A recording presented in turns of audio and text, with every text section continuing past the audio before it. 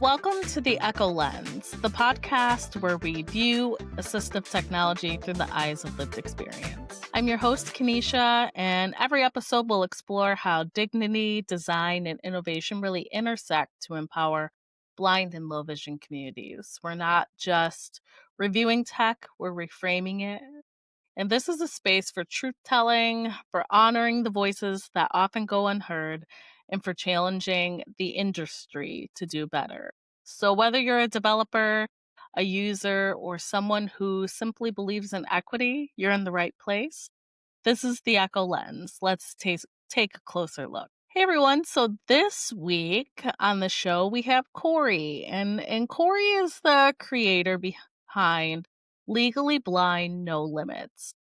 That's a YouTube channel that's dedicated to helping others see life differently and to live without limits. So, after nearly losing his life while hiding his blindness, Cory turned that experience into a mission and uses it to empower others to embrace independence, confidence, and joy, no matter what their circumstances are. So he does this through honest storytelling, practical insight, and a positive outlook. He really inspires his audience to overcome challenges, adapt with resilience, and create a life they truly love. So, Cory, welcome to the podcast. I Thank am you. super excited to have you here. Oh, I appreciate it. Thanks for having me. Yeah, I met Cory. I was in our previous guest, Sean, his um Facebook group, AI for the Blind. Okay. Cory had posted a video in there that he was doing this cane giveaway. And I was like, "Oh, this is fun. I could use a new cane." And so Cory, you posted your YouTube video in there and I went Yeah. and looked at it. And then I won one of the canes. Yep, you did. I was so excited. I was not expecting to win a cane, and I won one of the canes, and then, like, we connected, and I was like, "Wait, we need to be friends, like, because 'cause Yeah. you're amazing." People are gonna think it's a setup that I got you a cane It to get was on the not. podcast. So I swear, I did not know you before. that's a fact. That's a fact. I had no idea you would have been like, oh, I have a whole podcast that I'm doing and I'm this amazing person. I was just like, oh, Kenisha, okay, you're a winner. Thanks for And the it turned into compliment. something else. Yeah, no, Yeah, I well, I appreciate it. I'm happy appreciate you it. found it. Oh, of course. Yeah. But and by the way, they started getting shipped out. Inventory hit the company, a werewolf gear. Yay. It hit the last week, so they started shipping things out. I think on Friday or Monday. So Perfect. Well, you'll I'm be getting your excited cane to get my soon. new Yeah, cane. I'm excited to get it to you. So Yay. Corey, tell us a little bit about your journey. Your intro says that you almost like got hurt or died by my by gosh, what? yeah, What is going on? yeah. So hiding my blindness absolutely almost killed me. Like a lot of times. It's not even one, two, three. It's definitely more than I would like to admit and acknowledge. But I was doing my best to be strong and be brave when I should have been brave in a whole other way. I should have been asking for help and going to my doctor and Yeah. figuring things out. But instead I was just trying to push through. I was working in Manhattan. I would be in the dark. There were times I would leave work and like I couldn't see anything, but Yeah. I would literally just be relying on other people's eyes to make it through to where I knew I needed to go, and that was a daily experience. So, man, I definitely have some crazy stories around that. Back towards the end, literally December of 2023. I was sitting at my retina specialist office after running from him for years, and Yeah. he pretty much cursed me out and let me know that I needed to change my life because I had a family and there's resources out here that help me. There's people who understand what I'm going through, and there's tools out here that I should have been taking advantage of, years and years ago.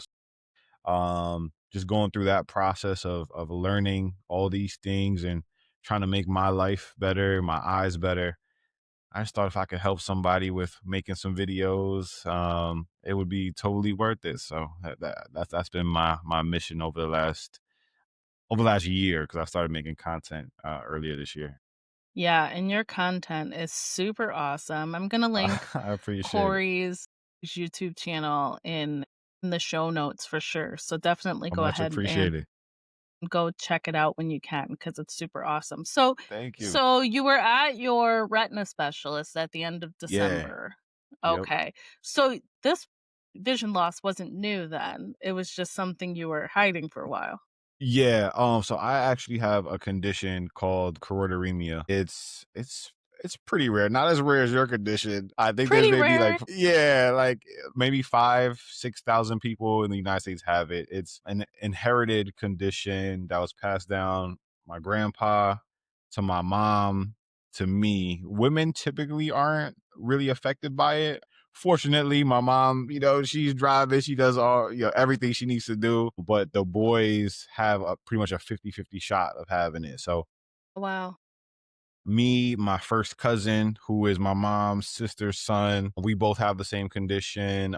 My grandfather, a few of his brothers have it, not all of it. And now that I have a daughter, if she has a son one day, it'll definitely be something I have to make sure she's Yeah. has knowledge of and things like that. So it's passed down through, the women to the guys. It acts a lot like retinitis pigmentosa. I actually thought I had that. My doctors thought I had that pretty much until I was about like 17, 18 years old, where, night blindness was the first thing that I realized that I had, because I couldn't see anything at night while kids were running around and playing. And I'm Yeah. like frozen stuck. Like, I think there's something going on with me, but we pretty much lose peripheral vision up until the point where it's like extreme tunnel vision. So that's pretty much what I have on top of I'm completely blind in my left eye. So Okay. instead of having 2 straws to look at, I'm looking through 1, but hey, man, I'm trying to make the best of it? Yeah, absolutely. Yeah. So, how old were you when you first started exhibiting symptoms? Well, I noticed something was going on. I was 6 years old. Yeah. I still remember it me and my cousin that I was just mentioning, 'cause that's literally Yeah. my best friend in the whole world. Yeah, We y'all were have at some great YouTube videos together too. I appreciate it. We were at a school trip, like one of his school trips, which was like a camping trip. And I remember, we were like roasting marshmallows by the fire. Then the kids went to go play. I don't know if we were playing like hide and seek or man, there was another game that I know I'm gonna remember as soon as I stop talking about it too. It was another Manhunt. That's what it was. The kids were playing Manhunt. This is not a game that I ever was able to play. You know what I mean? But the kids, I just remember we were going to go play, and all the kids were like running and laughing and like clearly able to navigate this area. And I remember just like not being comfortable at all. So of course I called my lifeline, my cousin. I'm like, yo, Blade, I can't see. He's like, and, he's like, okay. So he brought me to his mom, and I ended up telling her, like, hey, I can't see. So her being the insanely smart human she is, she thought, okay, well, tomorrow we're gonna go get checked. You know what I mean? So that pretty much started my journey of seeing eye specialists, retina specialists. It was pretty quick that they linked me to my grandfather, because at that time, um, I don't know if my grandpa was completely blind at that point, but um, it became clear that okay, we had the same situation going on. I was just in a younger phase of it, so that's Yeah. pretty much what started for me. Wow. So now here we are, and now you're Yeah, using this on your platform, right? To, yeah, spread the message to others and do this advocacy work and for sure. really just like explain what that is. So, what was your first experience with assistive technology? Oh man, this happened very recently. I've been playing around with, well, I guess my first bit of assistive tech would have been Be My Eyes. Yeah. Yeah, my wife. before I was ready to admit anything, and this is very recently, she was the one to start looking in things. Like she's the one who found Molly Burke in my house and some other like some other YouTubers who were talking about different apps and things to help because me, I just my pride wouldn't let me do it and I was still running from it, as early as a year and a half ago, 2 years ago. Once she started telling me about certain apps, she knows like if there's something small, I have a tough time reading it. Um a lot of times now, the color has to be just right, the lighting has to be just right for me Yes. to be able to, catch it. And if there's something there and I might have dropped something, it's pretty much losing it in the ocean at this point, So Be My Eyes was my first bit of, thing to help me. Yeah. That and there's an app called Colorblind Pal, which I don't use as often now, but those two were my first like apps and tech to help me identify things. 'Cause I've been colorblind for most of my life too. I don't know, uh, Okay. yeah. So those have been those are my first adaptations outside of like a flashlight. I don't know if that counts as assistive tech, but that was definitely the first thing I picked up to say like I need help with lighting. Yeah. I've Yeah. never heard of the colorblind app before. Oh yeah. Colorblind Pal is great. Like so it pretty much like opens up like your camera app and you point it at different things and it's just a little reader at the bottom where it can say it out loud or you could just have the text and it'll tell you like, all right, this is deep purple. This is, whatever. And it'll tell you like, pretty much things so you can match things up better. So yeah, Yeah. that's been that was a good app. So you're using the assistive technology now. How do you use that when, you're running your YouTube channel? My gosh. So nowadays a lot of things is well, first of all, I get a lot of help. I should say this, right? Like my best assistive tech is my wife I love it. No, because we have to lean on our people. We yeah, should be leaning on our people. for editing because the program we use for editing any program really, it's very Yeah. confusing, especially for somebody, with eyes like mine. So, I definitely lean on her help for a lot of things and that's definitely my best help, I would say. But nowadays, like if I feel like the apps that I use most. Okay, actually, I can't believe I forgot about this. My Meta glasses. I don't have them on right now because they're charging, but my Meta Okay. glasses have been super dope. They don't help me with my editing or my videos at all. Well, Yeah. outside of recording things because that is one thing that I love recording with them because it gets a whole nother camera angle and stuff like that. But Yeah. man, when we go out, like say I know I'm going somewhere with the kids, with my wife, like I like to know that like, okay, hey Meta, I could save like where we park so I know or like there's certain things that I could have it like flag You and can do remember. that? Yeah, That's really yeah, cool. which Okay. is So I'm super dope getting for a that. pair soon. Yeah. My bureau is helping me and getting me a pair. It was Nice. recommended. So Let's I'm super go. excited. And now I know to call Cory for help to learn how to Hey, use them. so I did one video testing them out and I have part two drop in a few weeks where because they've had a lot of new updates. So I'm like, Yeah. I gotta make part two because it's all about how people like us can use them to help our vision. So if you haven't seen part one, I'll definitely check it out. But part two will be even more in depth. And the good thing about you too, I think you're gonna have a better battery life than the pair I have because I got like the first Oh, gen. yeah, the So new ones? Okay. yeah, I think they have better battery life from what I heard. Well, I love that. I'm excited. And yes, I will be Yeah. checking that out. Sweet, sweet. I So appreciate it. that's probably like one assistive tool that you love, huh? What Yeah. assistive tool do you think you would love to be better or you wish were better? You know what? Because you said assistive tech at first and now you said assistive tool, Huh? I completely jumped over the use of my white king, first of all. My goodness. Yep. That has been my outside of like my flashlight being the first thing that like I don't have it Mhm. on me right now. It's just behind me and I don't see it. But yeah, my white cane has been a game changer for me. I started using it back in February. So you're and new to using it. I'm super new to it. Me too. Yeah, yeah. It's I've had some mobility training. I got more trainings lined up, but I fell in love with it because it gave me some strength back. They gave me some independence back, and I knew I could get around a little bit better, actually a lot better, in a lot of different situations without needing to hold on to an arm or a Mhm. shoulder or something like that, and or a hand. So my white cane, it gave my samurai sword. That's my baby. I affectionately call it Suzumushi after my one of my favorite anime characters. And yeah, I rock with that thing. I got a few different tips. I go orange, I go blue, I go red, but yeah, I love my white cane. And in terms of which technology do I think would I love to be better? I would love to have a white cane that not only told me what was below so I don't trip, but like also what's overhead.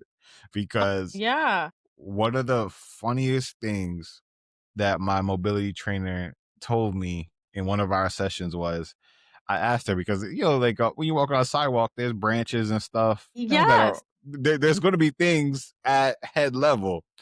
So Yes. I asked her, I was like, hey, what are we supposed to do about those things? And she said, if you know something's coming, you could raise your hand. I was like, okay. She was like, that or just wear a hat with a brim in the front. What? I But what said, if you don't know? that's the But best. what? That's what I'm I'm gonna have saying. to I'm like, ask my mobility trainer that too. she like her response, you should record it because it's so funny. I was like, my only options are keeping my hand up or wearing my hat to the front so I don't get beat up. Like Oh my if that goodness. if that's the best options, a cane that could tell me, hey, watch your head, that would be sick. But Oh I my would gosh, probably I lean think you on have that. something here that Hey, we should be building. hey man. I mean, you might have the tools. You're all fancy with the podcast. I don't know about that. I definitely have hit my head on branches.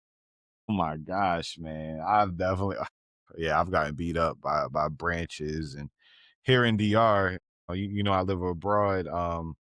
Man, the wiring, the cables, the security measures that, could be unpredictable, as you're walking on a sidewalk or whatever. Like, Yeah. yeah, yeah, it's a lot to dodge and make sure you're clear of. So I love that. yeah. When you are what's your favorite type of content to make for your YouTube channel? Man, so my favorite videos are my blind life hack videos Okay. because even though it takes a lot of time and effort and like coming up with the ideas, to see it come to life is, to me, it's the most fun type of content. Like I'll be like working with my wife and I'm laughing and I'm like, oh wait, I gotta play that again. Like I'm having a good time. So Yeah. that's definitely my favorite thing. And what inspired that was I was, as I started this journey of figuring things out for me and my eyes, I was looking up like blind life hack videos and something just came over me and was like, man, if I can make this a sport, that'll be pretty funny. And then me and my cousin got on the phone and we were talking about it, and we thought making it like a video game would be perfect. Having head to head matches and mixing in humor and ridiculousness, but also being helpful too. Sharing the things that have helped us in our journey. We thought that would be amazing. And to be honest with you, I have some amazing guests coming up. Some really big names on YouTube have found these life hack videos and like, Oh, that's awesome. yeah, the one that I'm working on now, which should be coming out like towards the end of this month, is humongous and it's unbelievable and it's coming out incredible. So I'm really excited about that. We're modeling it after Mortal Kombat this time. So Wow, that's gonna yeah, be it's, fun. oh my gosh, I'm so excited about it. But that's definitely my favorite type of content because it's just different, it's fun, it's funny. They're so funny. Yeah, I'm, like, digging the Pokemon ones for sure. yeah, The nostalgia takes me for back. sure. Oh my gosh, that I mean, I feel like Pokemon has been, definitely a part of our upbringing, and Yes.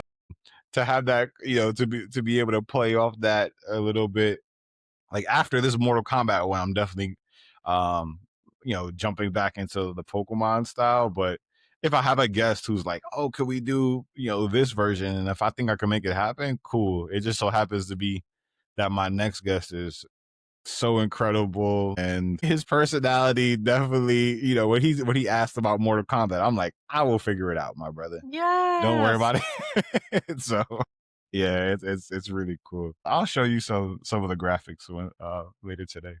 Awesome. I get a sneak peek. I'm excited Yeah. about that. Yeah. So, what do you think, Corey, is like a common misconception that folks have about the blind or low vision community? Yeah. I mean, I feel like I know what most people probably say, which is that a lot of people outside of us think that we see nothing. When we Mm-hmm. say we're blind, So I won't even say that. I'll try to give you a different answer than that. You know what? I think what I'll say, I guess it's kind of related, is the amount that we could actually accomplish will Yeah. fool everybody. Yep. Because it's one thing to think that, okay, all blind people see nothing, all blackness. That's one thing. But the things that, not even me, the things that the stories that I've heard where guys get into the military, guys are in the police force, but they struggle to drive or shouldn't be driving. Is like, how did you get there? It's like Yeah. the things that I've heard from our community, like we are incredible people. And I want to think that it's the resilience of our daily challenges that just propels us to accomplish these like incredible things. But I think that's just something that I wish more people understood, is like, you might have a disability. That doesn't stop you from doing anything you put your mind to. Absolutely. So I think I would say that. Yeah, we just find a new way to do it that works for Way to us. do it, man. Yeah, we're Yeah. that's the mode I'm in right now. Finding a new way to do Amen. things so we can Say, so we can go. hey, that's all we can do, man. These are the cards we have. We gonna make those cards rock. We gonna make those cards be winners no matter what. So that's what we on. Yeah. So, what role, because you're really good at this, what role do you think storytelling plays in advancing accessibility? Like with your videos on YouTube, you're really good at telling your story and molding the whole picture for folks so they can, obviously we're making this content for the blind community, so we have to be Yeah, more descriptive and such. But yeah. what role do you think that plays? First of all, thank you for the compliments. Mhm. I think it's really important. I've actually been getting trained to be a better advocate and to be a better storyteller. I think sharing our personal experiences, sharing our life to people, and yeah, to the people and in the places that actually have the power or working towards, whether it's, laws and legislature or technology. I think being able to share our personal experiences is really life changing, really, mind shifting, when we could break down a scenario on how this tool or, this law could benefit not only me, but our whole community. I think it brings things to life for, those decision makers and those companies, and in a way that I didn't even know. Like, I mean, like I said, I'm getting trained to be a better advocate, and just learning about how sitting down in front of the right person, telling the Yeah. right story could just click. Like, you don't know if that person has a child, and now your childhood story connects those dots. And now it's like, oh, whoa, I didn't think about it like that. I don't know. I think just being able to connect dots, be relatable, being real, I think it just opens up our minds in a way that might not have been open without those connections. Oh, yeah. I love that, and you're right. Getting at the table if we can, inviting ourselves there and making sure that we have a spot and then being able to voice, advocacy work once we get there. Yeah. And trust me, I never thought I would be an advocate. Oh my gosh. I never thought I would be in this position. If you would have told me that I was doing advocacy work even in January or February, I would have been like, "How? Yeah, and It you're doesn't doing make sense." advocacy work for big places.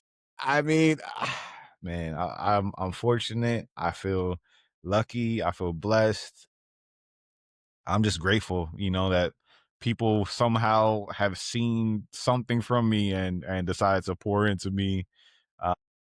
And it's been amazing, learning, and it's been amazing connecting with the community that I've been running from, Yeah. and the fact that I could help anybody, even if it's just to put a smile on somebody's face and make somebody laugh, like that makes my day. So I'm grateful. Well, we love it. And I will say, and I've said this to you before too, like a huge extra reason why I feel this connection to your content and everything is because there's not a lot of black folks that are Fair, going through this, right? And fair. for me to be able to relate with someone that looks like me is really Yeah, important. man. You gonna make me blush on here, Kanisha. It is. It's really important. Like, there's already a huge disproportionality in the disability community, and there Yeah, is a huge yeah. disproportionality of black and brown folks getting the services that they need across the board. So Amen. being Yeah. able to have advocates in that space that look like us is really important. Oh man, I'm like I appreciate that. I'm grateful to be in this position. I'm definitely I've heard that a few times now, and it's I don't take it lightly because like I'm grateful to be able to connect with everybody, and I Mhm. think the fact that people are reaching out like yo, what's up? Like you get it, and man, I've definitely got a lot of messages from not only, black and brown people, but also people of like a younger age too, right? Like I feel Mhm. like there's a lot of guys too, where it's like, man, like it just feels like there's gratitude for me just being who I am and what I am, and just people reaching out and showing love in that way. I think, like I said, the connecting is everything, man. I think I've learned that over this year, where if you could connect with somebody, you change each other's lives in a lot of ways. So